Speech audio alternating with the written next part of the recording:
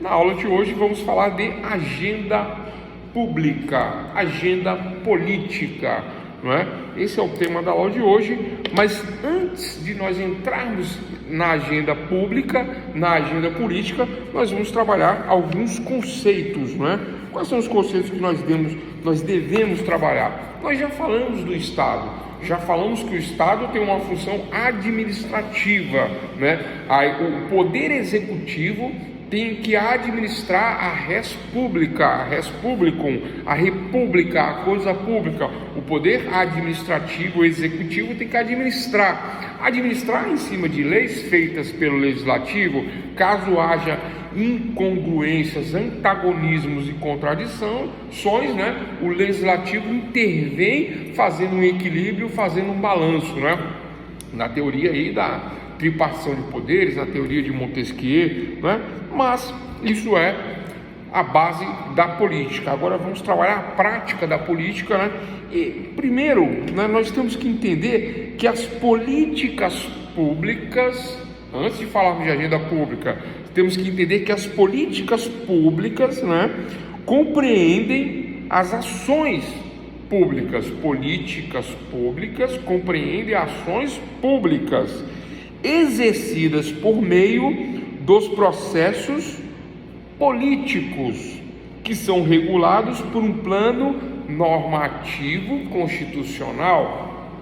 Professor, o que significa isso? Plano normativo constitucional. Ora, eu tenho um plano constitucional que é o espaço de distinção entre a esfera política e a sociedade. O que difere a sociedade e a esfera política é esse plano constitucional, é o que está na Constituição, é o que está escrito na Constituição, é o que está escrito na Constituição de 1988, né? Ali eu tenho as regras, eu tenho as bases de toda a legislação, e tenho as regras e as bases do Estado, e tenho as regras e as bases da administração do Estado. Mas voltando para a política pública, não é?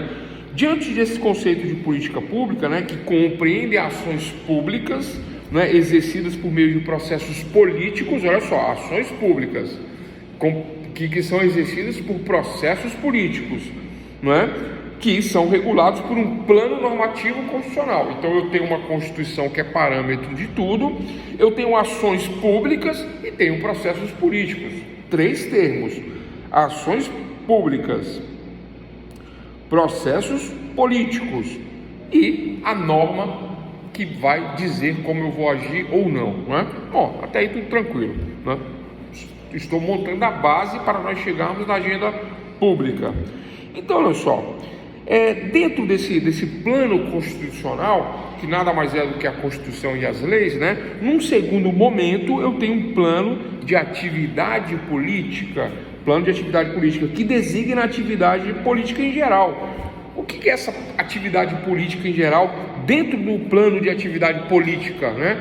Esse plano de atividade política que eu estou me referindo é a agremiação de partidos políticos, é a reunião de partidos políticos, é a reunião na Assembleia Legislativa da Câmara dos Deputados Federais, a reunião dos senadores, não é?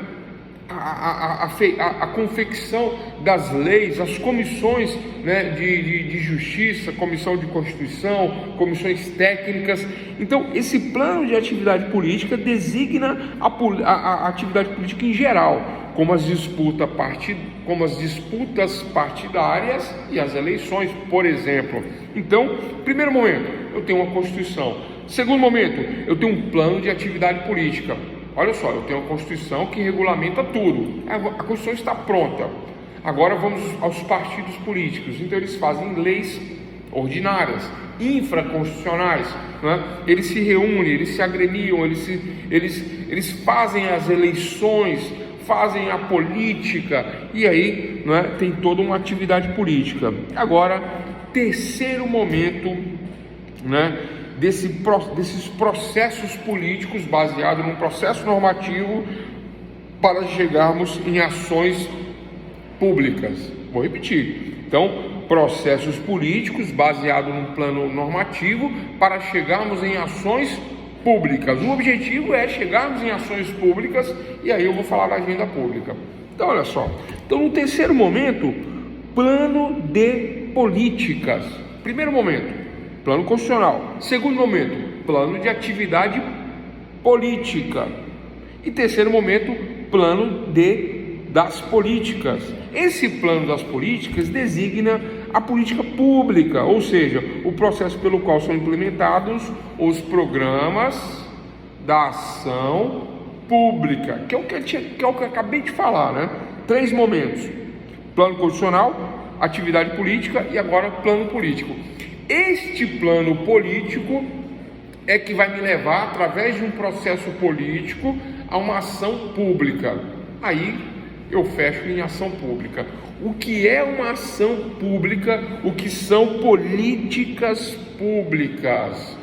Eis a questão da atualidade, eis a questão que nós vamos nos ater agora com a agenda pública, tá? Bom, eu paro por aqui, mas aí eu tenho, diante desse conceito, né, desses 3 conceitos que eu falei agora, plano constitucional, atividade política, plano de políticas, né?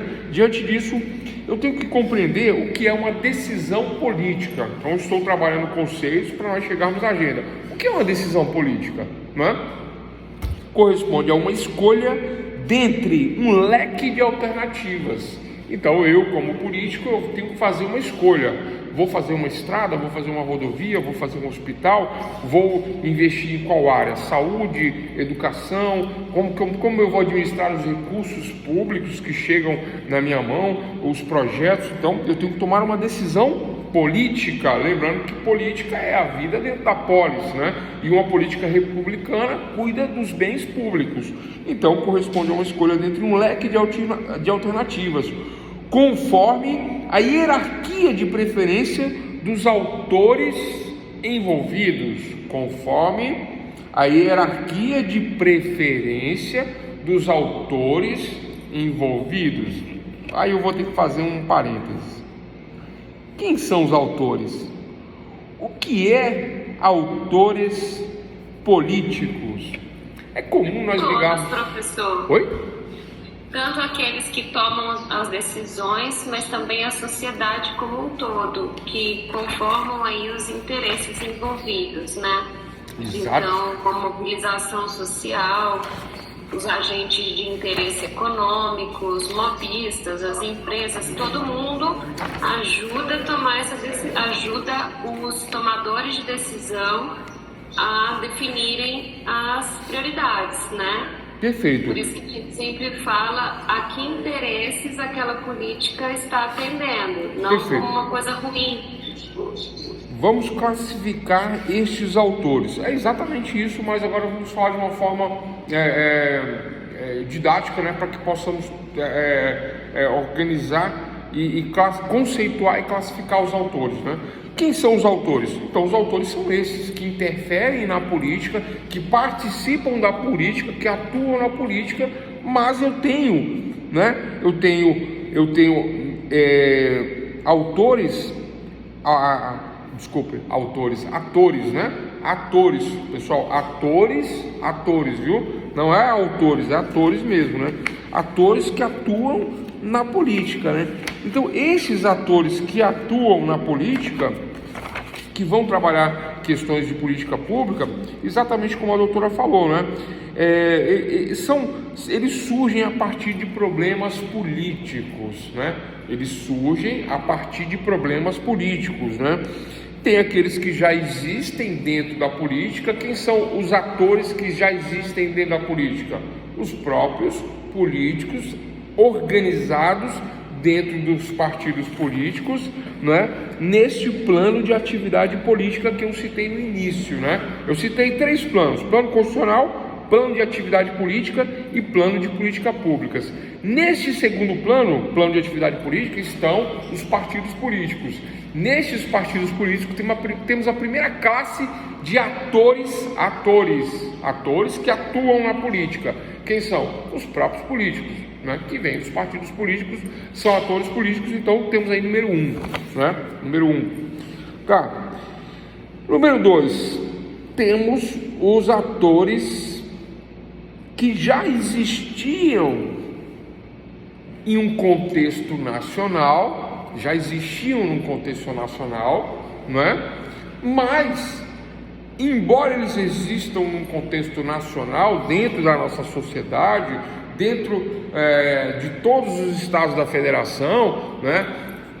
Distrito Federal e todos os estados da federação, então esses atores, nessa segunda classificação que eu estou dizendo, né? Eles já existem, eles estão aí, né? Mas eles começam a ter questões, né?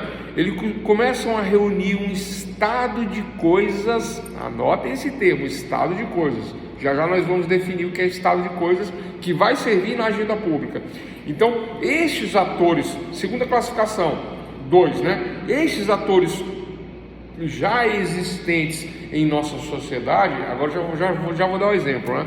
Eles existem, eles atuam, mas eles começam a surgir um estado de coisas que os incomoda e que eles precisam resolver, e eles precisam buscar quem? Os atores número 1. Estes atores número 2, né, eles precisam buscar o número 1. Para quê? Para entrar na política e resolver este estado de coisas que os incomodam. Agora vamos dar um exemplo, sair do abstrato para o concreto. Estes atores, que são novos atores, mas eles já existiam. Por que são novos? Porque eles entram na política agora, né? Reivindicando o estado de coisas. Então, vamos lá, exemplo atual. Vocês vão falar, poxa, professor, mas não é tão novo não, mas é novo. Bancada evangélica, né? Eu ia falar bancada da bala, mas não, essa é mais antiga. Bancada evangélica no Congresso Nacional, são atores já existentes em nossa sociedade, onde? Dentro das igrejas. Quais igrejas? Evangélicas, né? Então, dentro das igrejas evangélicas, existem atores políticos? Sim. Mas eles são políticos? Não. Mas eles atuam na política como? Intervindo na sociedade, intervindo na coisa pública, levando questões, estados de coisas que os incomodam, como, por exemplo, pagamento de impostos em cima do dízimo dos fiéis, pagamento de imposto prédio territorial urbano em cima do prédio da igreja, pagamento de impostos em cima da associação religiosa sem fins lucrativos. Sabe essas associações, esses estatutos religiosos criados, né, com o CNPJ, de sem fins lucrativos, meramente, né, para constituir uma pessoa jurídica? É o que existe, é como funciona as instituições religiosas, sejam elas quais forem, mas aqui estamos falando especificamente da bancada evangélica. Então isto os incomoda, surge um estado de coisas que eles precisam resolver, e não existe um regramento, uma regulamentação. Até existe, mas existe um incômodo de outro lado, por conta de que eles começam a ser atacados por uma oposição que quer a cobrança de impostos, regulamentação disso, daquilo, etc e tal. Então surge um estado de coisas. Então, essa segunda classe de atores políticos, vejam bem, eles são políticos? Não. Eles atuam na política? Sim. Como que atuam? Atuam porque há uma questão de coisa pública envolvida dentro da proposta deles. Que coisa pública é essa? Prédios públicos, impostos, né? Legislação pertinente ao assunto. Agora vamos aos nomes, né, que eu posso citar aqui, quem são, por exemplo, né? Vou falar de quem está na política e de quem não está, né? Quem não está na política? Silas Malafaia. Ele não está na política. Vocês entendam, ele não está como político, ele está na política, mas não como político. Então ele é de uma segunda classe de ator político, porque ele está na política, ele é influente na política, ele anda com o pessoal da política, ele reivindica o estado de coisa na política, mas ele não é político. Ele é político? Não é. Agora eu vou falar de um outro que é do mesmo nível dele, Marco Feliciano. Marco Feliciano era um pastor consagrado, com muitas visualizações, chamados para pregações, para orações, com grande, vamos dizer assim, ministério e etc. Muito influente isso, a palavra é essa, muito influente, né? Marcos Feliciano. E aí ele estava numa segunda classe de ator, né? De ator político, mas ele passou para a primeira classe. Qual é a primeira classe? Ele deixa de ser o pastor e vira um deputado federal. Marcos Feliciano está na primeira classe. Percebe como a coisa funciona? Se Silas Malafaia se candidatar, tem chance? Tem muita chance? Muita chance. Chance de entrar, né? E aí ele sai de segunda classe e entra numa primeira classe. Então, pessoal, citei aí estes novos atores de segunda classe, mas vamos mudar, vamos sair da bancada evangélica aí e vamos passar agora para outros atores sociais, como por exemplo, quem que eu posso citar aí? Eu queria citar alguém de esquerda aqui, mas eu não estou lembrando não, né? Mas vamos citar mais alguém aí, né? Luciano Hang, né? Dono da Havan. Ele é político? Não. E sim, ele não é um político, ele não é ele é um ator político de primeira classe, mas ele é um autor político de segunda classe, né? Porque ele intervém na política, ele participa da política, ele influencia milhares de pessoas na política, então ele é um ator político e ele reivindica questões, né? Da direita, do conservadorismo, da tradição, da família, do emprego, já que ele é empresário, né? Então, dentro das reivindicações dele, não é, como um ator político, não é, ele vem buscar soluções para problemas públicos, problemas trabalhistas, problemas de emprego, de transporte, etc. Ele intervém, ele influencia. Então, é uma segunda ordem, uma segunda classe de ator político. Então, falei dos políticos e falei desses que atuam na política paralelo à política. Bom, agora, pessoal, tem mais uma terceira questão, né? Vamos lá, uma terceira classe de ator político. Olha só, vamos lá, né? Essa terceira classe, vamos dizer que existe um problema dentro da sociedade, né? Eu quero pegar o clássico, né? Questão feminista, né? Existe um movimento feminista. Questão que não são políticos, não são dessa classe que está ligada à política, mas existe um movimento que ainda não está ligado na política. Vou pegar um outro movimento mais afastado da política, Marcha da Maconha, reivindicando a liberação do uso da maconha. Essa é uma terceira classe de ator político, né? Vamos supor que é um movimento que não está ligado a nenhum tipo de política, nenhum tipo de partido, nenhum tipo de ideologia. O pessoal só quer fumar o seu cigarro ou utilizar ele de uma forma recreativa ou medicinal, né? Dentro dessa ótica, dentro dessa visão. Então eu tenho aí uma terceira classe de ator político. Vou melhorar o exemplo, né? Por exemplo, eu tenho uma questão aqui envolvendo, por exemplo, doenças, né? Eu tenho uma questão aqui envolvendo doenças. Então, por exemplo, eu tenho pessoas, né, no nosso país, me parece que no mundo existe, né? Não vou aqui falar de dados porque eu não tenho as fontes dos dados, mas pelo que se ouviu falar, existe cerca de 1/3 da população mundial, né? Como eu disse, eu não tenho os dados, não tenho as fontes, foi o que eu ouvi dizer, mas só para efeitos didáticos, existe em torno de 1/3 de pessoas, né, no mundo que tem diabetes. Estes diabéticos não estão ligados à política, mas existe sim uma política pública de regulamentação,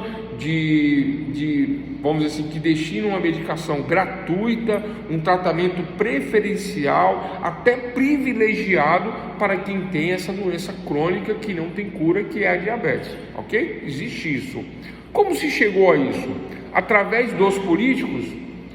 Sim, mas num primeiro momento não foi através dos políticos, desses atores de primeira classe, né? Através de um movimento para os diabéticos, Não, né? E não passou nesse movimento de segunda classe, como eu citei os pastores, como eu citei os empresários. Agora, em um terceiro momento, existe sim uma população que sofre, uma população que tem um estado de coisas, que tem uma demanda que requer o tratamento, porque se não tiver tratamento, as pessoas morrem, perdem os membros inferiores, dedo, pé, mão, fica cego, fica sem visão. O que mais que acontece?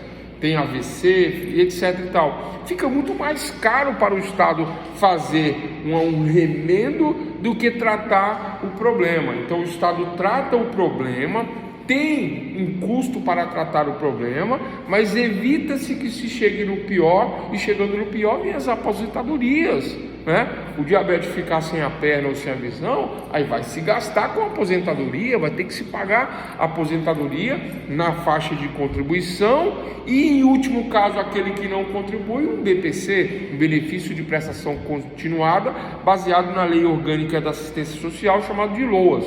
De um jeito ou de outro, o Estado paga a conta no final, e paga mais, e fica mais caro. É melhor tratar. Perceberam que é melhor tratar? Então eu não tenho o político agindo de primeira classe, eu não tenho esses atores famosos que não são políticos de segunda classe, mas eu tenho um estado de coisa, eu tenho uma demanda que surge de alguém, surge do próprio problema. Aí eu tenho esse problema e vou lá, aí alguém tem e vai lá, e outro tem e vai lá, e vai, e surge um estado de coisas. Então o próprio Estado se organiza, esses atores de primeira classe se organizam e falam: olha, temos que resolver essa questão que está incomodando. Então fura a barreira da política, chega no Congresso para se fazer uma legislação que vai regulamentar esse estado de coisas. E aí vamos para a agenda pública, vamos para a agenda política. Então, pessoal, essas são as três classes de ator, né? De ator político, né? Atores políticos. Tá, então olha só, primeiro momento, eu falei de plano constitucional, falei de plano de atividade política e falei de plano das políticas, né? Falamos que as políticas públicas compreendem ações públicas, né? Exercidas por meio de processos políticos, e que são regulados por um plano normativo constitucional, que resume os três momentos da política, né? Os três níveis da política, tá? Então, a pergunta é, aquela perguntinha, né? Quais são os três níveis da política? E a resposta é: primeiro nível, plano constitucional, né? Já falamos, Constituição, regras constitucionais, leis constitucionais e leis infraconstitucionais. O plano de leis, né? O plano legislativo é o primeiro plano. Segundo, plano da atividade política, né? Estou repetindo tudo aqui, que são os partidos políticos, política em geral, disputa partidárias, eleições e etc. É a organização física disso, né? E terceiro, que é o mais importante para nós, sociedade, o terceiro nível é o plano das políticas, que designa a política pública, ou seja, o processo pelo qual são elaborados e implementados os programas de ação pública. Que programas de ação pública é esse? Este programa de ação pública vai me gerar uma agenda política para resolver o problema da ação pública. Eis a questão. Parece complicado, não parece? Vai ficar fácil, vai melhorar. Mas esse é um resumo dos três níveis da política, tá, pessoal? Esse é um resumo. Então a pergunta é: quais são os níveis da política? Eu vou facilitar a pergunta: quais são os três níveis da política? Para depois vocês falar: professor, ficou muito vago. Não, ficou claro. Quais são os três níveis da política moderna, atual? Não é? E aí vocês vão responder os três planos, não é? Que o objetivo disso é nós chegarmos a um programa de ação pública. O objetivo final é esse, o programa de ação pública. Esse programa de ação pública, o agir do político, né? A ação pública, o agir do político requer uma agenda política. Bom, Falamos disso, fechamos aí essa questão, né? E vamos para a decisão política. Já falei, né? Os atores têm que tomar decisões. Os atores políticos têm que tomar decisão. Aí eu volto onde nós paramos, fizemos um parênteses, falando de atores, e eu volto aqui. Quando surge um estado de coisas, né? O que é um estado de coisas? Acabei de falar da questão da diabetes, né? Olha só, é um estado de coisas da sociedade que, se não for tratado, se não for cuidado, as pessoas começam a perder perna, membros, visão, e várias outras questões, né? Que envolve essa doença. E isto é grave para a sociedade, porque vai gerar um custo, porque o restante da sociedade vai acabar pagando por isso.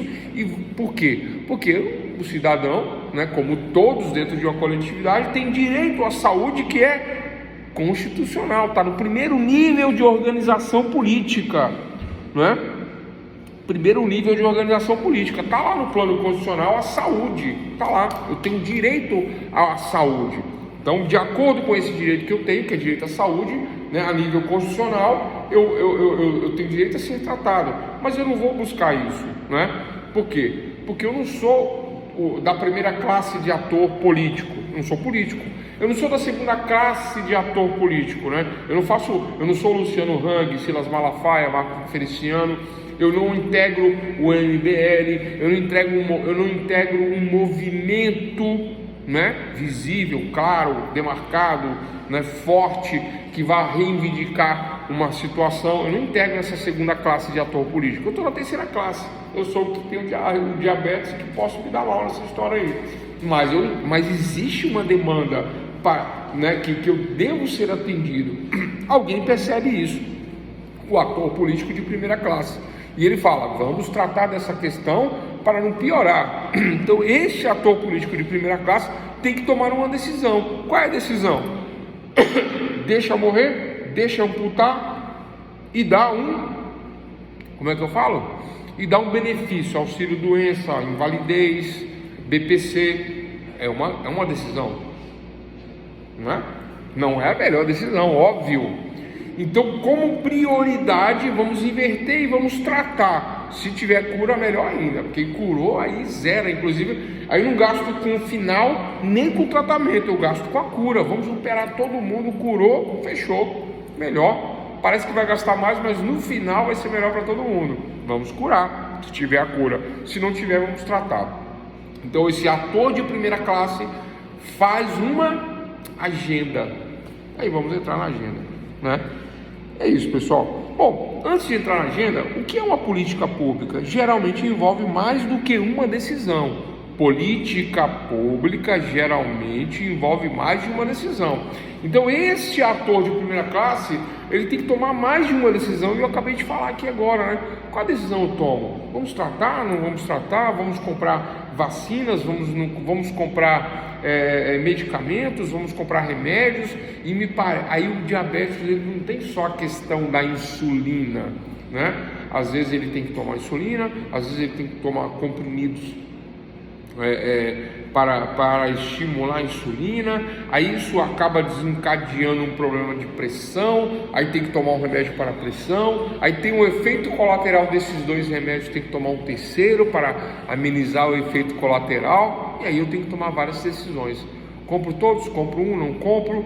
Vamos dar de graça para a população? Não vamos dar de graça. Vamos bancar metade do remédio, 10%. Houve uma época, logo no início, que era assim, a tal da farmácia popular, que foi criada pelo governo, né? As pessoas não tinham o acesso de graça do medicamento, né? As pessoas iam à farmácia e pagavam, acho que 10%, o governo pagava a diferença, 90%, ou era 20%, era assim no início. Com a mudança de governo, políticas sociais no combate e no tratamento, né, para não deixar chegar no finalzinho que eu acabei de falar aqui agora, aí essa política pública, né, nessa tomada de decisão, falou: não, vamos bancar 100% do tratamento e ainda dar preferência para esses que têm diabetes. Então, dentro dessa política pública de tratamento, várias decisões foram tomadas, não é? Diversas ações estrategicamente selecionadas. para implementar as decisões tomadas. Exemplo, esse tratamento para a diabetes. Vou dar mais 2 exemplos, né, que eu anotei aqui para a gente, né? Por exemplo, né, privatização de estatais. É um segundo exemplo. Já dei um que é diabetes, estou dando um segundo, privatização de estatais. E terceiro, reforma agrária. Pessoal, ontem nós falamos de reforma agrária. Ontem nós falamos do INCRA. Então, já sabe, né? A aula de ontem complementa o que eu estou falando agora. Quem não pegou tem que pegar. Reforma agrária é um exemplo, tá, de políticas públicas envolvendo questões de terras ociosas, né? Nós falamos tudo isso. Existe uma lei, existe um INCRA que está aí para resolver essa questão, né? É o terceiro exemplo. Da questão das privatizações das estatais, né? Olha só, eu tenho que privatizar ou não? Tenho, não tenho, né? Dá lucro, não dá lucro? Dá problema, não dá problema? E aí, olha só que interessante, Vale do Rio Doce, né? A Vale, né? Dava lucro? Dava prejuízo? Até então só dava problema, né? Mas aí, né, se falou muito em privatização, em tirar, né, a mina de ouro, não a mina, pegaram a mina de ouro e venderam, né? Mas antes de vender, né, problema, vamos privatizar. Quem operou na privatização da Vale do Rio Doce? A primeira classe de atores, a segunda ou uma terceira classe, né? Quem operou isso? Aí vocês vão falar, quem opera sempre é a primeira classe. Não, né? Tudo surge de uma demanda de políticas públicas, né, que estão afetando a população de maneira geral, afetando a coisa pública, a res publicum, né, a coisa pública. O que afeta a res publica, a coisa pública? O que afeta a república? O que afeta é o prejuízo que supostamente a Vale dava, né? As ações baixando, né, o prejuízo, porque em termos de política pública, uma estatal ela funciona assim, né? Ela surge no Estado desenvolvimentista, que nós falamos já sobre isso, né? Ela surge no Estado desenvolvimentista, o Estado banca esta empresa, financia, desenvolve, aparelha o Estado, e eu tenho agora uma estatal, Vale do Rio Doce, produz minério para o nosso país, para fora, para o exterior, para o nosso país, para o mercado interno, para o mercado externo, né? E eu poderia lucrar com isso. O objetivo é lucrar? Não, o objetivo é ter o recurso do minério. E se lucrar, óbvio, né? Melhor ainda. E se não der prejuízo, melhor ainda. E fora tudo isso, tem aquela questão do welfare que nós falamos ontem, né? O bem-estar social associado às privatizações, que fomenta a economia. Aí eu tenho a economia fomentada pelo welfare de uma estatal, certo? Bom, ponto. Tem uma estatal lá funcionando a pleno vapor, né? Mas essa estatal começa a surgir notícias de que está dando prejuízo. Até então, por exemplo, o Correio só dava prejuízo, agora está dando lucro, né? Petrobras só dava prejuízo, agora está dando lucro, né? Tudo bem que isso tem a ver com políticas aí, que nós não vamos entrar aqui nessa questão de corrupção e etc e tal. Nós vamos falar de maneira geral que essas empresas, em um momento, elas começam a dar prejuízo e problemas. Vamos falar da prática.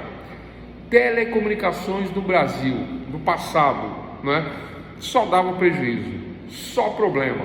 Era chamado de cabide de empregos, né? Então colocava meus parentes, meus amigos da política, todos nas telecomunicações. O telefone se vendia por uma fortuna, né, com ações, né, de telefonia envolvidas nessas questões da telefonia. E aí, olha só, muito problema. E a população nem tinha telefone, né? Então, eu me recordo que para comprar um telefone na época, esquece esse telefone celular, isso nem existia, né? Era o de rabicho mesmo, que batia, que tocava alto, né? Que discava, né? Então, eu me recordo que na época, para se ter um telefone, né, você dava um terreno, dava um carro, porque você não comprava só o telefone, você comprava o telefone e virava um acionista do governo, você virava um sócio da sociedade anônima, né, de participação, e participava do governo e virava um acionista do governo. Comprava o telefone, comprava ações. Então seria assim, tipo hoje, vamos atualizar os números, seria como se fosse 30 mil reais um telefone, 20 mil reais, olha nessa base aí, para se ter um telefone. Ah, professor, mas não é muito caro, não? Mas é esse o preço. Estou atualizando aí por cima, né? Não posso fazer essa conta aqui, né? Senão vai atrapalhar o andamento da aula. Mas é como se fosse isso. Porque eu me recordo que quando você comprava um telefone, você dava um carro, dava um terreno ou pagava, quem tem dinheiro, e pagava em prestações ou não pagava. Esta é a questão. E ainda tinha que entrar numa fila.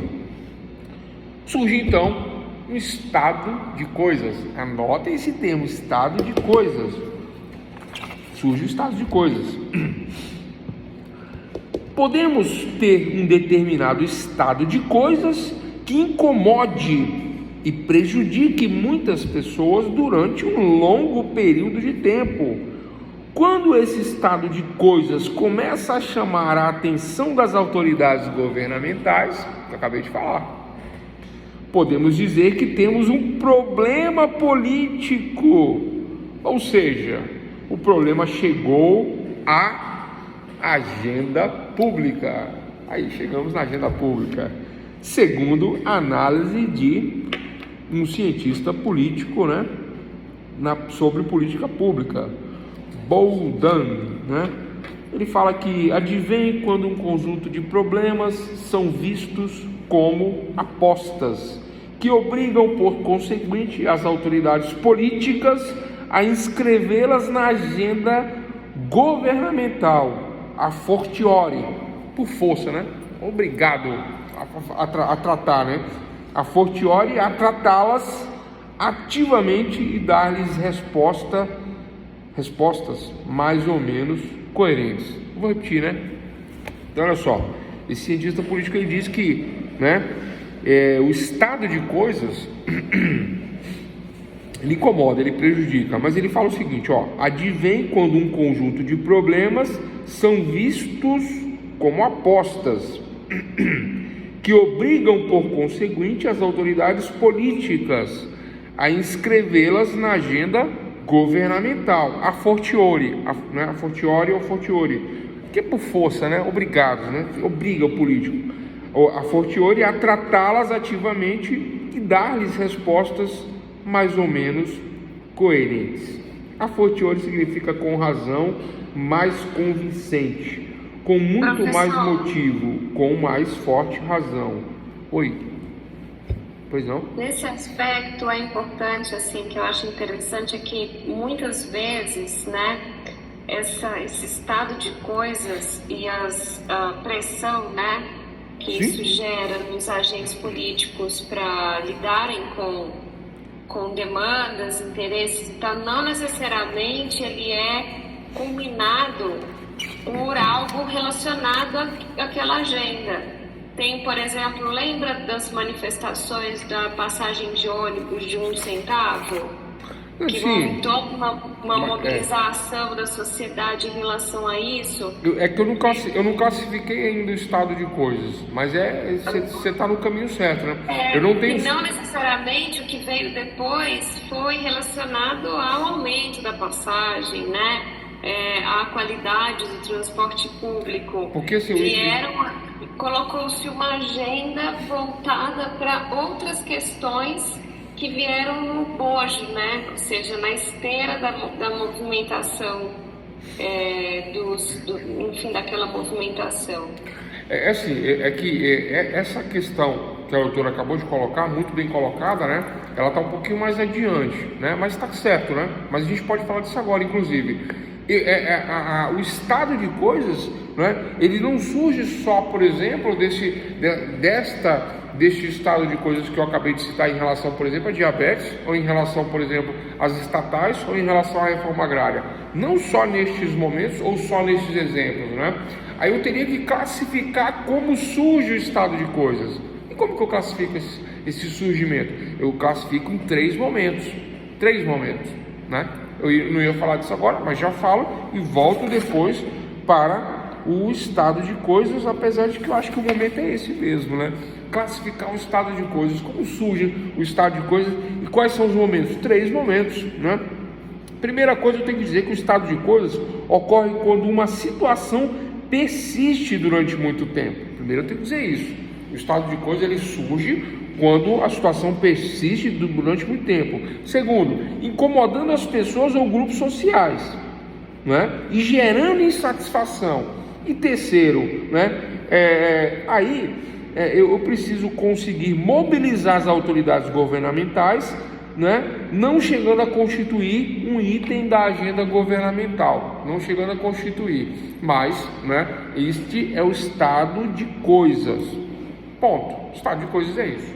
Agora só, como que eu classifico o estado de coisas? Em 3 momentos. Primeiro momento do estado de coisas. Anota aí número 1. Crise/catástrofes. O que a doutora falou dos 20 centavos, eu posso chamar de crise, né?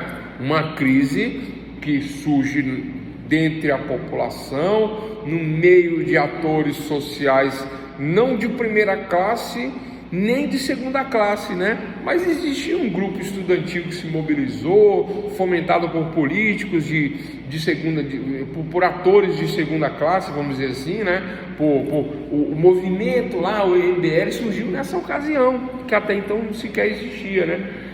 O movimento do Brasil Livre, né? Surgiu nessa ocasião. Então o que acontece? Então esta crise lá dos 20 centavos é um exemplo, né? Mas existem outros exemplos. Crise do combustível pode gerar uma demanda, né? Crise na saúde pode gerar uma demanda aí, pode gerar uma agenda, né? Então as crises, né, dentro da sociedade é a primeira classificação do estado de coisas. Mas eu falei crise/catástrofes. Por que /catástrofes? Olha só. Eu não tenho certeza, né? Mas eu acho que o nome da cidade é Itaipava, no Rio de Janeiro, que houve uma época que choveu muito, né? E desbarrancou lá várias, né, pedras e etc e tal. A cidade ficou toda inundada e houve, né? Houve o quê? Uma catástrofe. Não é crise, pessoal, é catástrofe mesmo. Vamos mudar o exemplo? Brumadinho, né? Brumadinho, houve lá a catástrofe da barragem que, né, matou várias pessoas, né? Praticamente destruiu toda a cidade. Catástrofe, não é crise. Perceberam, pessoal? Dentro dessa classificação de estado de coisas que eu estou falando, né, crise e catástrofes, número 1, né? Mas eu estou dando exemplo de catástrofes, né? Crise, a doutora falou aí, 5 centavos, né? Plano Collor lá atrás teve um problema, crise, né? Inflação, crise, né? Crise de combustíveis, crise institucional que nós estamos vivendo hoje, né? O Brasil está impregnado de manifestações, mais de 400 pontos, né, houveram aí semana passada, agora caiu para menos, não se sabe o número porque a imprensa não divulga, porque existe uma crise institucional e existem manifestações de insatisfação, né, com a política que vai vir e tal. É uma crise que tem que ser administrada, mas vamos sair da crise, vamos para a catástrofe, né? A catástrofe tem a ver com isso, né? Brumadinho, a barragem, né, explodiu, estourou, lameou tudo, matou muita gente. E aí surge o estado de coisas que tem que ser resolvido. Este estado de coisas, ele incomoda por muito tempo, ele incomoda um grupo de pessoas, ele incomoda a sociedade, ele incomoda de forma firme, forte, repercute até internacionalmente, né? A questão sai na imprensa mundial, local, rede social, todos falam, todos conversam, todos se comunicam e tem que haver uma solução. Qual é a solução? Ajudar aqueles que sobreviveram, tirar a cidade da lama, penalizar a empresa que causou ou não causou, mas tem culpa por negligência, imprudência ou imperícia, tem culpa na questão, né? Salvo engano, culpa por imperícia, já que eles deveriam tomar certas precauções e não tomaram, né? Foram imperitos no assunto, talvez, ou negligentes em outros, ou nessas duas modalidades de culpa. Eles devem agir, e não agindo tem culpa. Então essa catástrofe exige o quê? Exige uma agenda política. Vamos chegar na agenda já, mas a agenda, antes da agenda, estado de coisas. Antes de falarmos da agenda, estado de coisas. Este estado de coisas, né, é a formação, através ou de uma crise ou de uma catástrofe, de um problema que incomoda e persiste dentro da sociedade, gerando uma insatisfação, não é? E essa insatisfação vai mobilizar quem? O governo. Eu me lembro estou me recordando aqui de Brumadinho, salvo engano, o presidente sobrevoou a área de helicóptero, né? Não lembro quem que era o presidente, nem lembro qual é a data, mas o presidente da época sobrevoou a área de helicóptero, né? Como uma espécie de apoio moral, né? Me parece que houve essa questão aí, me parece, tá? Né? Mas a questão que incomoda, que persiste, que deve ser solucionada nessa primeira classificação de estado de coisas é a questão da catástrofe, né? Então, crise e catástrofe. Ponto. Vamos para o número 2. Número 2. Mobilização dos atores sociais. Número 2. Mobilização dos atores sociais. Pessoal, mobilização dos atores sociais é fácil, né?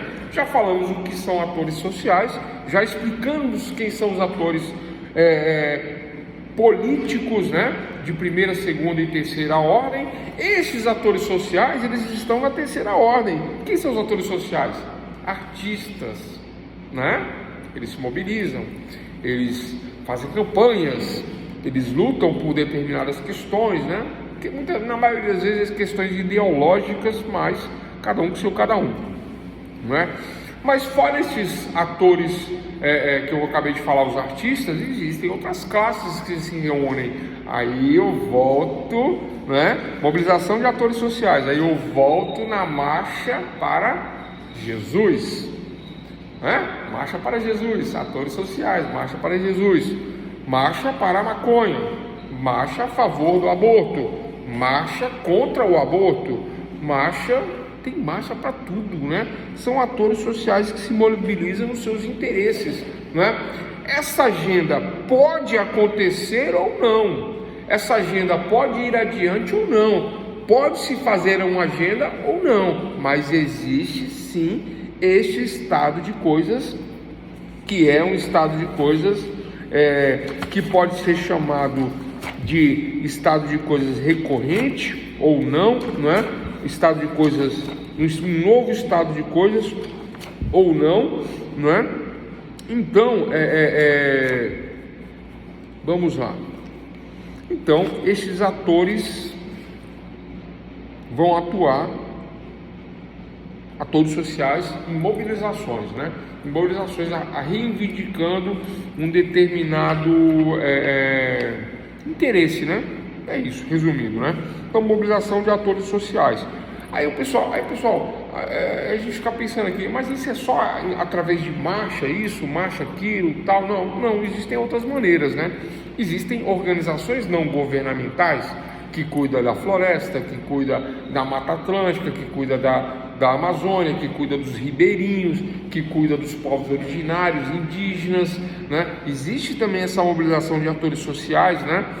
Uma vez aqui em Brasília, eu estava passando ali perto dos ministérios, né? E estava tendo várias barracas, tendas, né? E etc. E aquilo chamou a atenção, né? Aí quando eu vi, tinha várias caravanas de índios, né? Tem milhares de índios ali, acampados, né?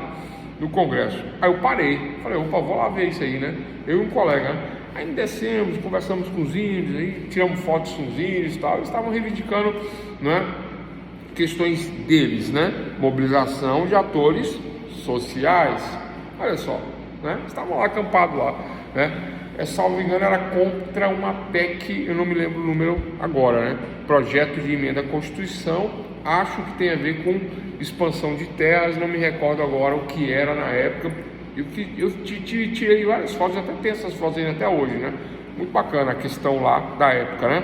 Mobilização de atores sociais, é uma, né? Muitas vezes existem caravanas que vêm a Brasília, né, se acampam ali nos ministérios, né, de frente aos três poderes, ou vão na Praça dos Três Poderes, e essa Praça dos Três Poderes fica entre os três poderes.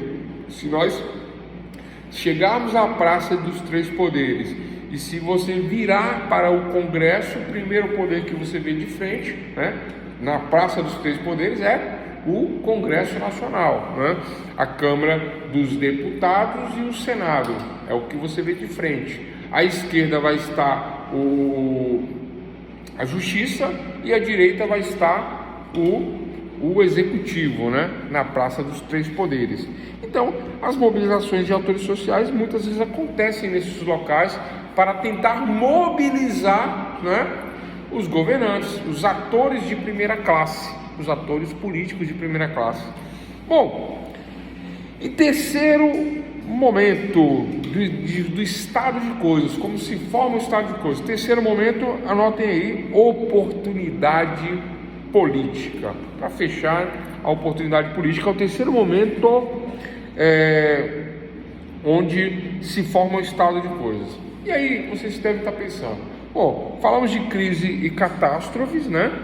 Falamos de mobilização de atores sociais que se mobilizam nos seus interesses particulares, né? Que na verdade é de todo um grupo, mas isso repercute, pode gerar uma agenda ou não, né? Agora, oportunidade política. Como funciona essa oportunidade política? É o caso de, por exemplo, um político de primeira classe, um ator político de primeira classe que já está lá instalado no Congresso, né? Ele já está lá como político, ele é um defensor, por exemplo, de direitos humanos, né? de direitos humanos, né? Ele atende a uma agenda, né, que requer a proteção de determinados grupos ou de determinadas pessoas, ou de direitos humanos de uma maneira geral, baseado na Constituição, naqueles 3 níveis de políticas que nós falamos no início, né? E o primeiro nível é o constitucional, primeiro a Constituição, né? Segundo, partidos políticos, e terceiro, a ação pública ou ação política. Aí nessa ação pública ou nessa ação política, esse grupo, né? Esse grupo que eu estou falando agora, esse estado de coisas que eu estou falando agora, da oportunidade política, terceiro momento, terceiro estado de coisas, como se forma? O político verifica na sociedade um problema e fala, opa, a oportunidade de resolver, a oportunidade de fazer, a oportunidade de agir. Eu estava tentando dar um exemplo, vou dar um outro. Questão do armamento, né? A oposição vai entrar ano que vem. A situação é a favor do armamento. A situação falou, opa, somos a favor do armamento, vamos colocar armas na sociedade, né? Houve um referendo lá atrás que não foi respeitado, e etc. Houve uma questão lá atrás que não importa, né? Não importa. A oportunidade política é agora. Nós somos o quê? Situação. E aí faz uma série de regramentos constitucionais e infraconstitucionais e coloca a arma na população. Porque esse estado de coisas ocorre quando uma situação persiste durante muito tempo. Durante muito tempo se fala disso. Desde 2005 vem essa questão, vem este estado de coisas, incomodando um grupo de pessoas sociais, gerando uma insatisfação em não ter arma, né? Não ter arma, população querendo arma. Toda a população? Óbvio que não, estamos falando de um grupo. Esse grupo é maioria, pelo sufrágio universal, foi maioria naquele momento lá em 2018, né? Em 2018 foi maioria, elegeu um governo armamentista, né? E numa oportunidade política colocou armas na população. Agora vai mudar, agora vai tirar. É a mesma oportunidade política, né? Agora em 2023, para o ano que vem, falando de oportunidade política, para este lado que entra agora, que é a oposição que vai virar a situação, eles da situação vão falar, opa, a oportunidade política é agora.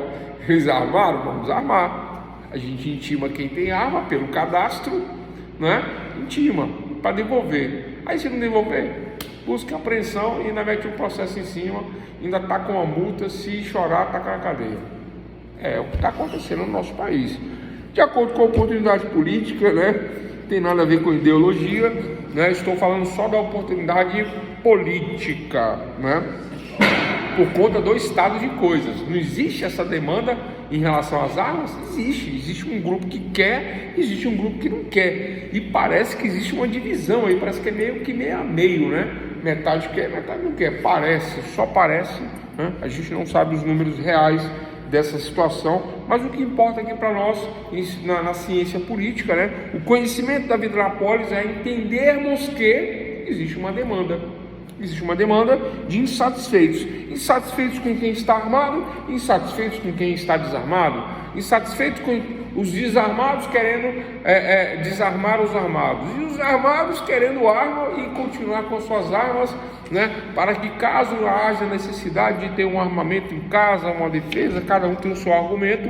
É um estado de coisas não resolvidos, e aí a oportunidade política, o político de primeira classe pode resolver essa questão, né, e jogar isso para votação e fazer leis, normas que trabalhem nessas questões desta maneira em que nós acabamos de colocar.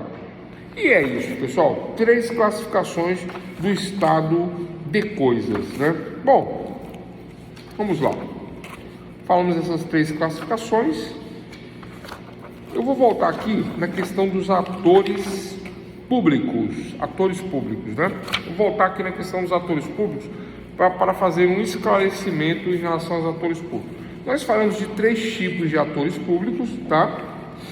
Mas eu quero dar uma clareada aí nos exemplos. Eu falei do número 1, políticos. Falei número 2, né? Aqueles que são influentes lá e que são ligados à política. E falei do número 3, né?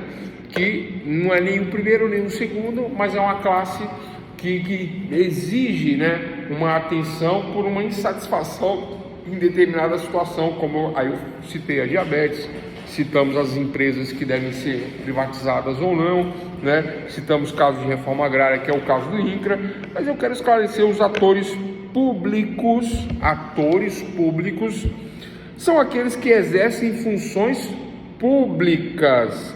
Eles podem se dividir também em 2 subgrupos, né? Que é o grupo de políticos, né? Que é a primeira classificação que eu fiz. Agora eu estou dando um nome chamado de políticos, cuja posição resulta de mandatos obtidos pelo povo. O que é um mandato? Diferente de mandado.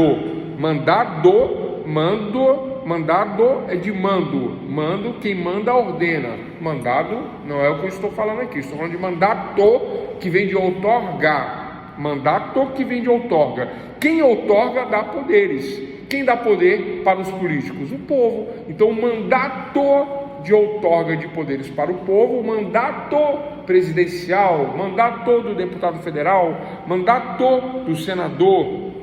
Então, os políticos, eles têm mandatos obtidos pelo voto popular e cuja atuação é condicionada pelo pertencimento a partidos políticos. Então, os atores políticos, esses de primeira classe, esclarecendo, né, eles têm um mandato político obtido pelo voto, né, e eles são subordinados a partidos políticos, né, que tem a sua ideologia, a sua plataforma política. Então, isso é o que eu tinha para dizer sobre a primeira classe. Tá, sobre a segunda classe, né, aí eu falei falamos de Silas Malafaia, né? Tiramos o Marco Feliciano porque ele é da primeira classe, né? Ele é dos políticos e não do que eu estou falando agora. O que eu estou falando agora, a segunda classe, esclarecendo, nós podemos chamar também de burocratas. Ah, professor, burocratas? Por que burocratas? Porque eles estão na ordem dos empresários, dos grandes influenciadores e dos burocratas. Exatamente isso.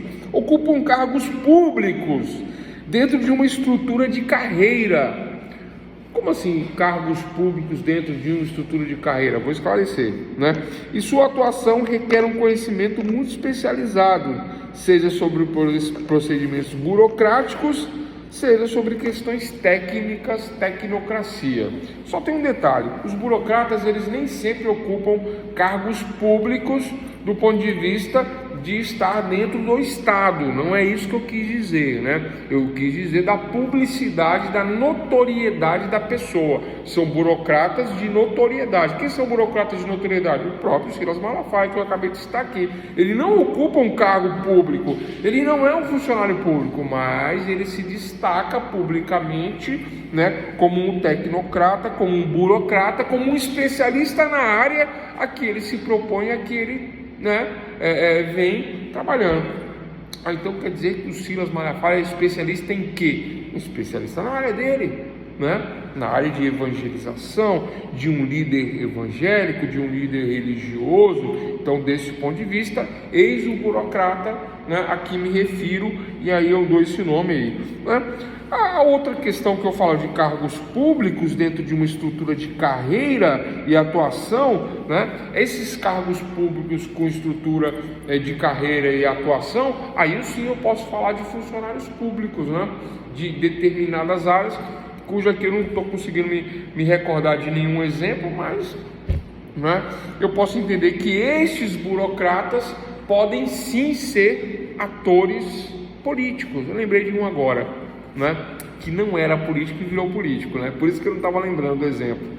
Um exemplo clássico, eles vão falar, tá perseguindo o Moro, coitado. O Moro, Sérgio Moro, ele não era político, ele era o burocrata, o juiz de carreira pública influente, né, que cresceu dentro da situação dele lá, com diversas demandas, né, um estado de coisas que surgiu na mão dele, depois que ele saiu dessa classe de burocratas, dessa segunda classe, e entrou para a classe número 1, né, ou primeira classe aí, de classe de políticos. Vocês entendem, pessoal, que essa classificação é minha? Primeira classe, segunda classe, terceira classe, mas que não é uma ordem, nem é uma hierarquia, não é?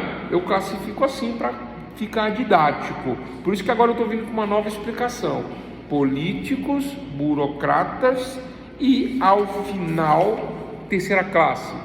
Nem políticos, nem burocratas. Terceira classe, né? Na minha classificação, terceira classe. Mas eu vou dar um nome para facilitar aí, né? Atores privados. Atores privados. Primeiro, atores políticos. Segundo, burocratas, estes que têm essa questão de carreira pública ou notoriedade pública. E agora, terceiro, atores privados.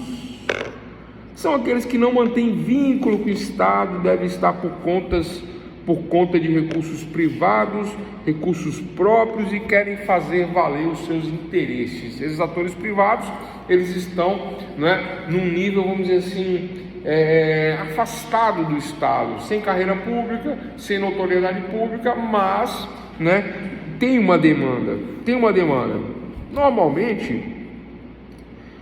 Normalmente os atores privados podem surgir, agora vocês vão, né, captar com o exemplo, surgir de sindicatos, CIPA, agremiações, né, reuniãozinha da escolinha, surge ali, né, um grupo de professores, um grupo de amigos, a associação de bairro, né, é isso, associação de bairros, sindicatos. Então são atores privados que surgem com questões particulares, questões privadas, né? Mas eles querem um espaço na mídia, eles querem se manifestar, eles têm uma demanda pungente, relevante, importante a ser resolvida, né? A questão da merenda da escola, o grupo de pais se reúne, né? E eles reivindicam ali a melhora, né? Então esses atores privados, né? Na minha classificação lá, primeira, segunda, terceira classe, eu coloco eles como terceira classe, atores privados. Mas eles têm uma importância, existe uma demanda, existe um estado de coisas que tem que ser resolvido. O que resolve tudo isso? A agenda pública. A agenda pública é o que resolve estas questões, é o que vai dar, né, a solução para os problemas do estado de coisas. Eis a questão do estado de coisas aí, finalizando aí. Então, pessoal, olha só, vou recapitular aqui. 3 níveis de política: constitucional, atividade política e plano de políticas, né? Falamos de decisão política, o que é, né? Os atores políticos têm que tomar decisões políticas por uma hierarquia. Qual é a mais importante? Qual é a menos importante? Para poder, né, seguir o plano, fazer a agenda. Política pública, explicamos o que é política pública. São estratégias, né, de se resolver a questão pública, de se resolver, né, os problemas. E aí citamos 3 exemplos: diabetes, privatização de estatais e reforma agrária, né? Citamos essas 3 questões. Agenda pública, dei o conceito, mas ainda não detalhei o que é agenda. O conceito da agenda antes da agenda, aliás, né? Estado de coisas. Podemos ter um determinado estado de coisas que incomode e prejudique muitas pessoas durante um longo período de tempo.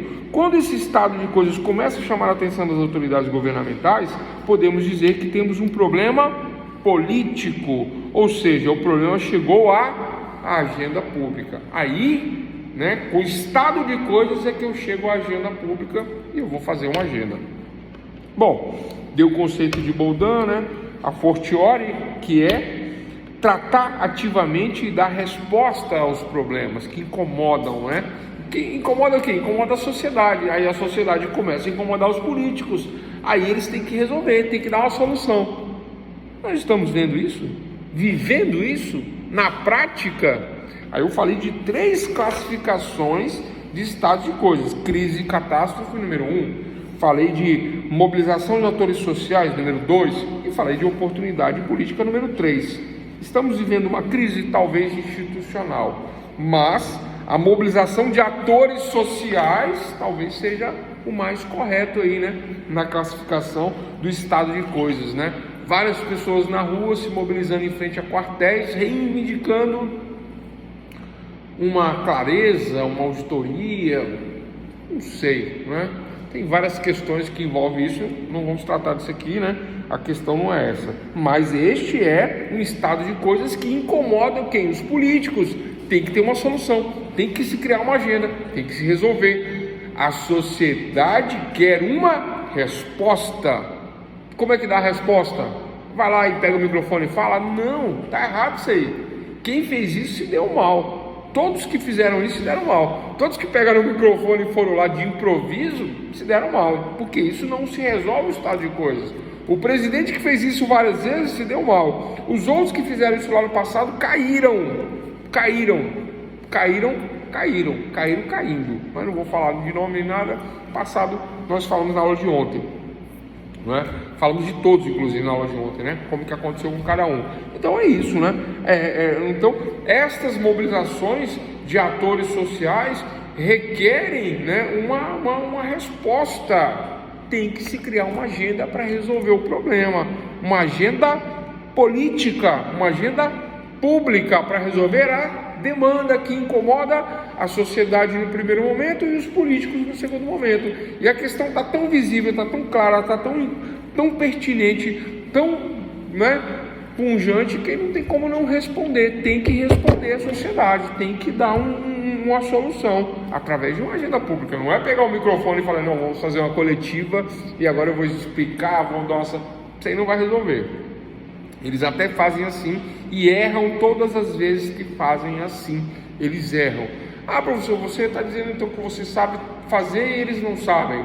Estou dizendo isso. Estou dizendo isso para dizer da doutrina, na política, nas ciências políticas. Desde a Grécia era assim. O discurso da polis, o discurso dentro da sociedade, o discurso de gregos e romanos, de Aristóteles, de Platão e de todos que vieram até aqui. Aí chegar aqui, eu vou pegar o microfone e falar, não, a solução é essa, tal, vai para casa, fica lá, e agora vamos num novo governo maravilhoso, todo mundo tem um churrasquinho, uma picanha. Isso não resolve, isso é discurso de palanque, O que resolve é, temos um estado de coisas, um problema que incomoda, que gera uma insatisfação, que mobiliza a sociedade e as autoridades governamentais. Então temos que resolver. Como se resolve?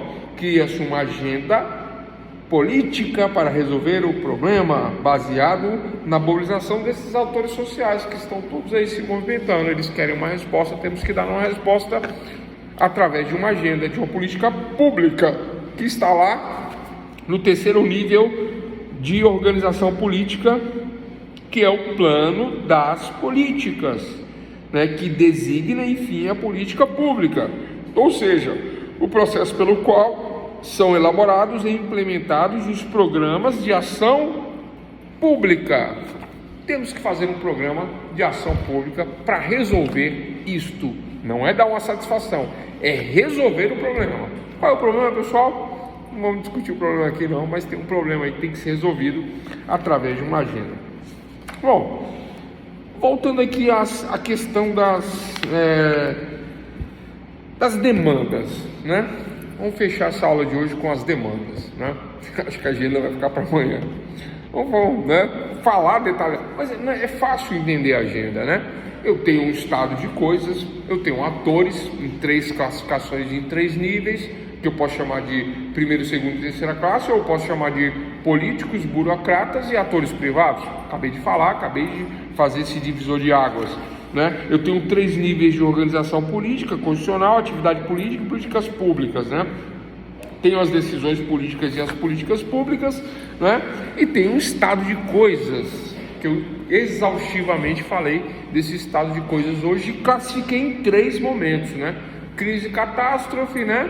Mobilizações sociais e oportunidade política. Oi. Eu acho interessante porque os atores governamentais costumam falar assim: este tema entrou na agenda. Boa. Né? E o que significa entrar na agenda? Significa que essa demanda, né, esse estado de coisas, passaram por essas 3 situações, e essas 3 situações justificaram aquele tema entrar na agenda. E que pode ser, trazer um exemplo, por exemplo, aquela lei Carolina Dickmann. Todo mundo sabia que haviam crimes cibernéticos acontecendo. Isso já estava posto, fraudes e vazamento de informações. Mas aí houve um fato notório com uma pessoa pública que está naquela terceira camada, né? É isso mesmo. Está naquela terceira camada. Havia um estado de coisas que incomodava, sempre incomodava. Mas não chegava no primeiro plano lá. Não chegava na política, não furava. E aí vem quando ela veio, quando aconteceu o caso com ela, deflagrou, deu visibilidade e criou ali, porque elas não acontecem também nessa ordem, né, professora? A crise, eu entendo que a crise ela pode vir por último, ela não necessariamente, esses 3 momentos aí da agenda, eles não acontecem nessa ordem. Não, eles podem acontecer em ordens diferentes, mas essas 3 coisas têm que acontecer. Não, eu vou ser mais explícito em relação a isso aqui. Essas três formas de surgimento do estado de coisas, né, pode ser, né, na verdade, uma forma de surgimento. Pode ser uma das 3, na verdade, não são as 3, tá? Eu não sei se eu me expressei mal, mas não são as 3, é uma das 3.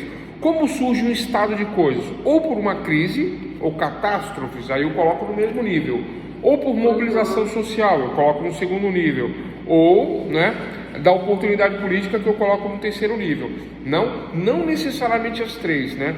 Basta uma catástrofe para se criar um estado de coisas e ter que fazermos uma agenda pública para resolver o estado de coisas. Eis o cerne da questão e o resumo de tudo que foi falado, né? Mas entende-se que se há uma confluência dessas 3 situações, vamos imaginar que aí é muito grave. Aí é muito grave. Já tenha burocratas ou atores. Quando acontece esses 3 momentos, é porque a coisa é muito grave. Defendendo uma regulação, né, uma legislação específica para crimes cibernéticos. Pode ser que seja algo que exista, mas que não seja tão forte o suficiente para mobilizar de fato os atores políticos a levarem isso, transformarem isso numa agenda. Mas aí quando vem uma crise, pode tirar da gaveta algo que estava ali posto. E por quê? Porque deu legitimidade, deu visibilidade, deu força. Isso é bem interessante. É exatamente isso. É que, né, você chegou bem no momento em que eu ia falar disso agora, né? Eu falei assim, agora vamos falar de demandas, né?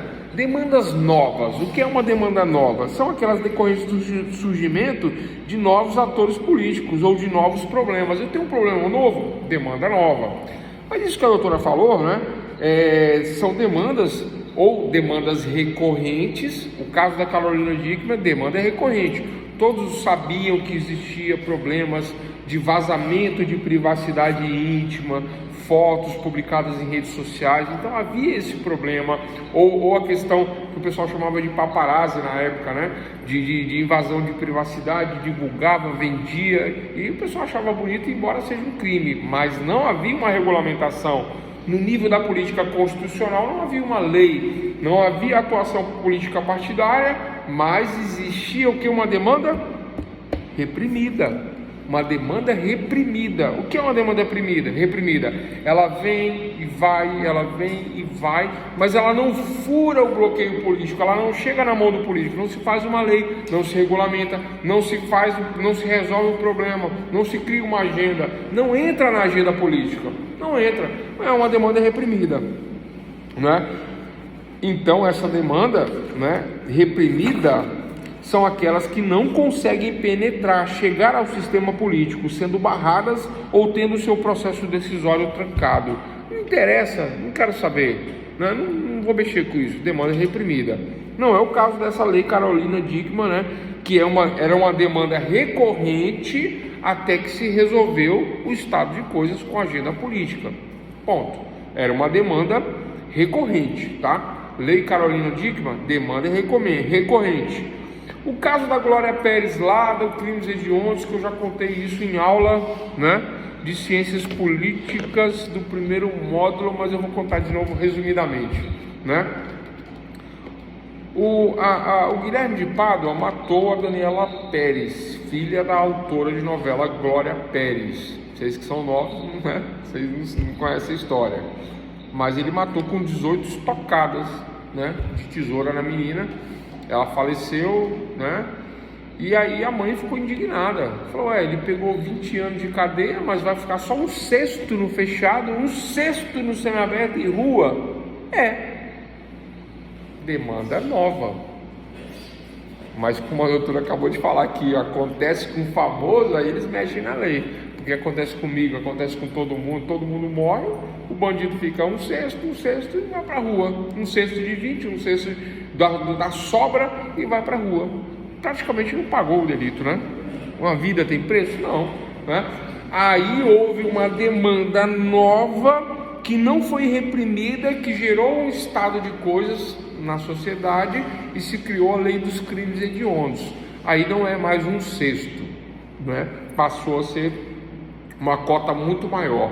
E não tem como não ter progressão, porque a progressão de regime de penas está numa cláusula pétrea da Constituição. Não tem como mudar isso. Sempre vai existir a progressão de penas. O governo atual falou, vamos acabar com a saidinha. Pessoal, infelizmente eu tenho que dizer que isso não é verdade, né? Porque isso esbarra numa cláusula pétrea que nunca vai ser mudado. Sempre vai existir a progressão de pena de regime, sempre. O que se pode fazer é aumentar as cotas de progressão, né? Ficar mais tempo preso, isso pode. Acabar não, porque é constitucional. Bom, estado de coisas, né? Então olha só, demanda nova, uma nova situação, com novos atores, né? O que seria uma demanda nova com novas situações, com novos atores? O que é uma demanda nova? Pergunta é essa, pessoal. O que é uma demanda nova, né? Uma demanda nova envolve novos problemas. Qual é o exemplo de novo problema? O que eu posso falar de novo problema? Não é? E aí eu estou tentando lembrar aqui de um novo problema. Mas, pronto. Novo problema. Casos de vacina. Pronto. Né? Exige uma regulamentação. Aí tem a questão, faz passaporte sanitário, não faz passaporte sanitário, vamos vacinar, não vamos obrigar, não vamos obrigar. Surge um estado de coisas, surge um problema que incomoda a sociedade, incomoda os políticos, e aí resolve-se como? Com um discurso na televisão. Todos que fizeram isso, eu falei, se deram mal. Quem que fez isso? Tem um político lá de São Paulo que fez isso, ele se deu mal. Não falei? Provei agora. Ele se deu mal, ele ficou ruim. Ele até saiu do partido, disse até que ele saía da política e saiu da política. Falei e provei. E nem lembrava dele, mas aí é uma história, né? Todos que foram lá fazer palanque, né, com o estado de coisas se deram mal. Não se resolve assim o estado de coisas. Como se resolve o estado de coisas? Com uma agenda política, com uma agenda pública que vai resolver o estado de coisas. Nós vamos falar isso na aula de amanhã, como funciona a agenda política. Por enquanto eu tenho que dar as bases disso tudo, né? Então essa demanda nova para resolver a Covid. Será que vai cair? Não, não cai mais. Então é isso, demanda nova, novos problemas, né? Em 1980, o que era uma demanda nova em 1980? Quem é dessa época? AIDS, né? Ou SIDA, ou síndrome da imunodeficiência adquirida, era um problema, gente. Falar que a pessoa tinha AIDS, se a pessoa entrasse aqui na faculdade, saía todo mundo correndo. O negócio da AIDS naquela época era extremamente complicado. É uma demanda nova, é um exemplo de demanda nova, ok? Fechamos demanda nova. Demanda recorrente, problema das armas. Lá de 2005, 2004, 2003, sempre tem um governo que quer colocar arma, tem um que não quer, tem um que quer, tem um que não quer. Houve uma época que você podia andar armado, botava no carro, ninguém se falava em armas, né? As armas eram muito baratas, ninguém estava nem aí. Houve uma época que era assim, e não é muito longe não, viu? Tem pouco tempo que isso aconteceu, por volta de 1970, 75, 80, 85, até por volta de meados de 90, até por volta de 1990, antes da Constituição, era assim, né? É uma demanda recorrente, o pessoal analisa e tal, mas era uma demanda recorrente, até que hoje se resolveu a questão, pela situação, pela oportunidade política, se resolveu pelo armamento. Isso vai mudar agora, porque a situação vira agora oposição, e a oposição vira a situação, e a situação no que é o armamento, isso vai mudar por conta da oportunidade política. O que vai ser feito, pessoal? Esse estado de coisas desta demanda recorrente vai se criar uma agenda política, uma agenda pública. Nós vamos falar disso amanhã, detalhadamente, né? Mas é fácil entender, né? Vai se fazer uma legislação, um planejamento político, um planejamento tecnocrático, a viabilidade, um planejamento participativo da sociedade, dos partidos políticos, para ao final falar de financiamento e fechar o projeto. E isso é a agenda pública que nós vamos tratar amanhã. Mas antes disso, demandas reprimidas, aquelas que não conseguem penetrar, não são resolvidas, né? Uma política, por exemplo, envolvendo carroças, foi reprimida durante muito tempo, né? Agora existe uma agenda que acabou com as carroças, pelo menos no Distrito Federal, né? Foi proibido, e agora a lei está sendo aplicada, tem que acabar com as carroças, não é? Não sei se vocês viram isso, né? Era uma demanda reprimida, mas virou um problema político, um problema público, e foi resolvido. Não é o melhor exemplo de demanda reprimida não, viu, pessoal? A demanda reprimida é aquela que não chega a virar uma agenda política, tá? Então, são aquelas que não conseguem penetrar, chegar no sistema político, são barradas ou têm o seu processo decisório trancado. Depois eu volto com um exemplo melhor de demanda reprimida. E para finalizar, não decisão. Um determinado estado de coisas também pode permanecer pela não decisão, que significa que determinadas temáticas que ameaçam fortes interesses, contrariam o código de valores nas sociedades, ameaçam interesses, encontram obstáculos diversos e variados, portanto, não é incluso na agenda governamental. Teorias conspiratórias não entram na agenda governamental. Conspirou contra o governo, conspirou contra o judiciário, conspirou... Eu podia até falar aqui, né? Esse problema Por envolvendo... exemplo, o aborto, professor. O aborto é uma discussão que eu entendo que chega sempre a uma não decisão, né? Porque é um tema espinhoso que divide a sociedade, que esbarra em questões muito relacionadas à questão da religião, a costumes, enfim. E pode até haver discussões, debates, há mobilizações e tudo mais, mas o resultado final sempre é a não decisão. A não decisão, isso é o fecho de uma demanda reprimida, né? Vai e volta, vai e volta, vai e volta. Aí não vamos falar disso agora. Incomoda. Mas é uma não decisão, mas também uma demanda recorrente, porque é um tema que sempre volta. Assim, não é reprimida, desculpa, eu errei. é uma demanda recorrente, vai e volta, e a não decisão bota um fim nisso daí e deixa de lado. Mas eu acho que não é um caso de não decisão, é um caso de demanda recorrente. O aborto é um caso de demanda recorrente. Tem vários casos de demanda recorrente. Por exemplo, união homoafetiva, demanda recorrente, vai e volta. Ainda não existe o casamento homoafetivo igual se pensa.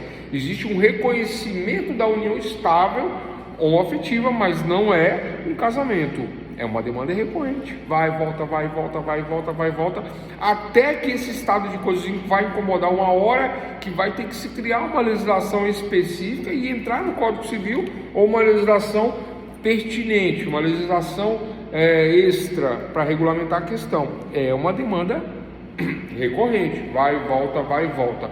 A demanda reprimida, ela não fura o bloqueio. Estou tentando um exemplo aqui de demanda reprimida, mas são questões menores. Questões, por exemplo, que envolvem importação e exportação de determinados produtos. Aí se requer uma regulamentação, não se resolve, né? Não chega a virar uma agenda, né? Vou dar um exemplo agora que está tendo aí. O pessoal persegue muito essas questões de TV pirata, né? Persegue muito, a Polícia Federal persegue, né? Porque existe uma legislação penal em cima disso. Mas é uma questão que já é resolvida pela legislação penal, né? Mas surge um estado de coisas em que envolve isso. Tem uma demanda de uma população que consome isso, né?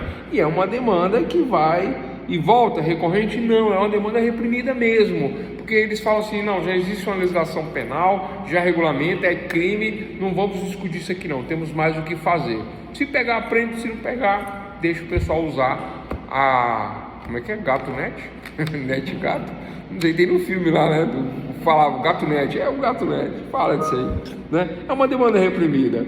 A não decisão tem muito a ver com isso, né? Fala, não, olha, não vamos nem ver, não quero nem saber disso daí. Não decisão.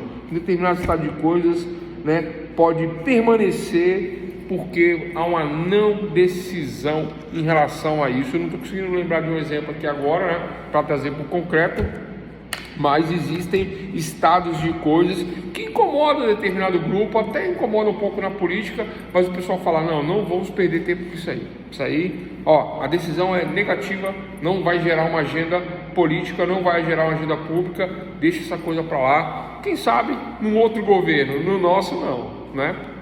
Não decisão. Eu posso falar da liberação do uso da maconha no atual governo. Não adianta a demanda, os atores se mobilizarem, não. O atual governo já falou, já foi claro. Atual, né? O atual que acaba daqui a 2 meses, né? O atual falou. Professor, de não decisão, eu acho que eu lembrei de um exemplo aqui. Aquelas demandas, aqueles movimentos separatistas que aconteceram do Rio Grande do Sul do país. Isso aí é gravíssimo. Boa, excelente. O movimento separatista não tem jeito isso aí. Isso é crime contra a União, né? É gravíssimo. Falou em separatismo, grave. Né? Haviam atores políticos. Não adianta, eles freiam os movimentos, eles freiam, não pode ter mobilização, bom, excelente, é o melhor exemplo, né? Movimento separatista, vamos separar o Rio Grande do Sul do Brasil. Falou isso aí, dá problema, cai a rede, cai a internet, se fizer live dá problema, a Polícia Federal vai em cima, né? É realmente uma decisão que não chega numa agenda pública, não tem discussão, não adianta se mobilizar, né? É crime federal, né? É crime, eu esqueci qual é o crime, mas existe um crime em cima disso aí. Mas acho que não tem nem a ver com crime, tem a ver com digamos que, como é que eu poderia... Não é uma agenda que os atores, tomadores de decisão, querem se envolver, sobretudo não querem se envolver. Não entendem que seja vantajoso ou que seja fatídico, sabe, se envolver numa agenda tão complexa com uma chance de perda muito grande, assim, politicamente. Tanto de primeira, segunda e terceira classe, políticos, burocratas e atores privados, né, não querem realmente se envolver com essas teorias da conspiração. Assim, não vamos me envolver com isso aí a gente vai ficar patinando nisso, entendeu? Problema. Não vai chegar a lugar algum. Então, pessoal, é isso, viu? Então nós vamos fechar por aqui, né? trabalhamos todos esses conceitos, mas o mais importante é nós compreendermos o que é um estado de coisas, né? 3 níveis de política: constitucional, né, partidos políticos e a ação pública lá das políticas públicas. Esses 3 momentos, expliquei, né? Aí vem os conceitos, né, que embasa tudo isso. Aí temos aí os atores políticos, atores, né? Eu falei autores, atores políticos, né? Esses atores políticos, atores políticos, né? Que eu falei de primeira, segunda e terceira classe, é uma classificação minha, tá? É uma classificação minha, não está na doutrina. A doutrina chama de políticos, primeira classe, minha, chama de burocratas, e que é ou agentes públicos ou atores públicos, né? Ou de publicidade notória, e o terceira classe minha, ou atores privados, né? Então nessa classificação temos que compreender isso daí, né? Bom, e falamos das demandas: reprimida, demanda recorrente, demanda nova, e fechamos aí essa nossa primeira parte aí desta moderna construção da agenda política, agenda pública, que amanhã eu vou falar com detalhes como que é na prática a agenda. Depois que eu tenho um estado de coisas, tá aí a classificação, né, do estado de coisas. Primeira classificação: crise ou catástrofe. Segundo, os movimentos sociais. E terceiro, o oportunismo, né, a oportunidade política. Falamos dessas 3 classificações do estado de coisas. Aí, compreendermos todos esses conceitos, vamos entrar na agenda pública efetivamente, né? Que aí é a nossa segunda aula, é amanhã, a agenda pública, né? Chega na porta do político o estado de coisas, ele tem que resolver, dar a resposta para a sociedade, e não é pegar o microfone e fazer uma live ou fazer uma resposta lá no púlpito, né, de determinada situação, porque isso aí acaba gerando problema para o político, porque isso não resolve. Ele responde, mas não resolve, eis o problema que acaba se envolvendo aquele que trabalha dessa maneira, ok? Esse é as nossas bases, né? A aula de hoje: estado de coisas, para chegarmos à agenda política ou agenda pública.